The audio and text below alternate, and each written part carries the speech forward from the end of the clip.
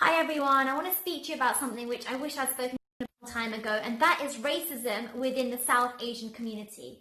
Now, I'm not talking about times where we as brown people have been victims of racism, but where we have actually been the ones who have been racist towards black people, or people around us have been racist towards them and we've said nothing. Now, if you're a young person who, like me, has been born and brought up in London and you're watching this, you might be sitting there thinking that this doesn't apply to you and your family, and you don't carry those racial prejudices because you support the black music industry, you like Beyonce, you like Kanye West, you support actors and actresses which are black, you follow them, you may even have black friends at school. But let me ask you this. How easy would it be for you to tell your parents if you wanted to marry a black person? Would you feel like they'd be totally cool with it and accept it? Or would you feel scared? What about this? What about if you wanted to marry a white person? How would that be in comparison? Now, you may say to me that both of those situations would be really difficult for you to bring up, but chances are, even if that's true, I'm pretty sure that saying you want to marry a black person is still going to be harder than saying you want to marry a white person. And that's because if you look around in the South Asian community today, marrying a white person is still becoming a lot more acceptable, but marrying a black person is pretty much unheard of. And even though I come and have parents who, I'm really lucky to have parents who have always let me date whoever I want, irrespective of their race or their religion, I still personally feel that if I married a black person, I would be uncomfortable to take them to future social events, whether this is someone else's wedding or something like that, because I feel that people may still judge me. They may say things behind my back that are not nice. I'm not saying everyone would do this, but I feel like some people would still see it as quite a big deal in a negative way. And I started thinking about why this is, and I think it's because subconsciously we've been taught to admire white people but look down upon black people. And you may say this is not true and you may deny it, but just have a look at the Bollywood industry and the beauty industry in countries like India. Look at all the actors and actresses, they're always light-skinned, and look at all those shops that are selling those fair and lovely creams which glorify and see white skin or light skin as being the ideal and being beautiful, and implying that dark skin is ugly or something we should try and get rid of. And look at all those times where brides have been told a few days before, oh, try and lighten your skin, use this bleach or use this cream that will help you to look light so that your husband wants to marry on your wedding day. And I know that there has been positive change recently and people are starting to change their attitudes about this, but still there's a long way to go. And predominantly in the Bollywood industry, it has been a massive thing that's there. And, you know, we may push it on the rug, but even living in this country, many of us British Asian kids like me, we have parents who've been living in Africa, in East Africa, like places like Kenya, where my parents were born. And sometimes what you find there is that wealthy Indian families, they have a housekeeper, so someone who's black, who's from that country, working for them to do a lot of the chores in the house. And sometimes I've personally witnessed situations where people have, who Asian people who have spoken to their house workers or their kamwar, as they call them, in quite a rude way, almost as if they are beneath them. And they may not realize they're doing this, but I've seen situations where, for example, I was at someone's house and we just had lunch, so I went to take my plate and put it in from the dining table and put it in the kitchen sink. And as I did that, the person whose house I was at immediately told me to go and take my plate back and put it on the dining table because I was going to make the kamwaras lazy and stop them doing their job properly.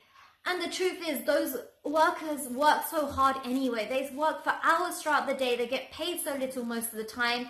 The person in that house had holes in his t-shirt, and all he was doing, he was humble, and all he was doing was trying to earn a little bit of money to look after his family. So really, was it such a big deal for me to do something tiny like that to help his life become 0.001% easier in that moment? No, I don't think so, but I think it just felt like a little bit of an abuse of power in that moment. And like I said, not everyone is like this, and there are families who treat their the people who work for them really, really well. But I have seen this as well, and I think sometimes that gets passed on, the attitude, into generations. So even when we live in the UK, sometimes maybe our older generations, our parents, our grandparents, may carry that stigma of or what a black person is in their heads.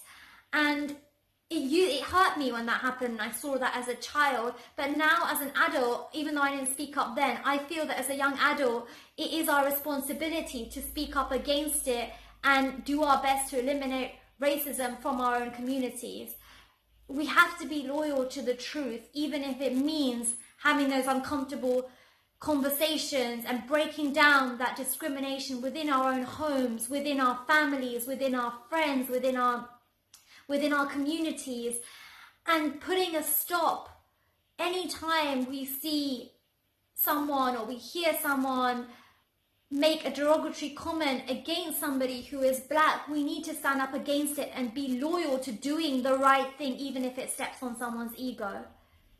And I know it's hard to have those conversations. I know it can be scary, but we need to do it now. It's upon our generation to take that responsibility, to do our bit to stand up against racism within our own homes. Because when we start doing that in our small circles, it will give courage to other people around us to do the same. And little by little, the light will keep spreading and it will be eliminated. But that change needs to start with us. And we don't have to do it harshly. We don't have to do it rudely. But we do have to do it. And I believe that's what yoga has taught me. Because yoga is not about perfecting the downward dog position. Yoga literally means unity. And the Vedas, the spiritual scriptures of yoga, they teach us that God created every soul equally, and God loves every soul that he created unconditionally. And that means that we have to treat our black brothers, our sisters with the same respect, the same love that we would to our own family members. And we shouldn't be belittling them. We shouldn't be disrespectful to them, even if it's just a joke. And we shouldn't be attacking them. It's inhumane, it's wrong, and it just needs to stop now. India prides itself on being so spiritual, and it prides itself. But what's the point of following religious texts and rituals blindly if we are not going to change and purify our own thoughts, our minds, our hearts, our own consciousness? If we're not making that change within us, then what we do on the outside is irrelevant. It's hypocritical.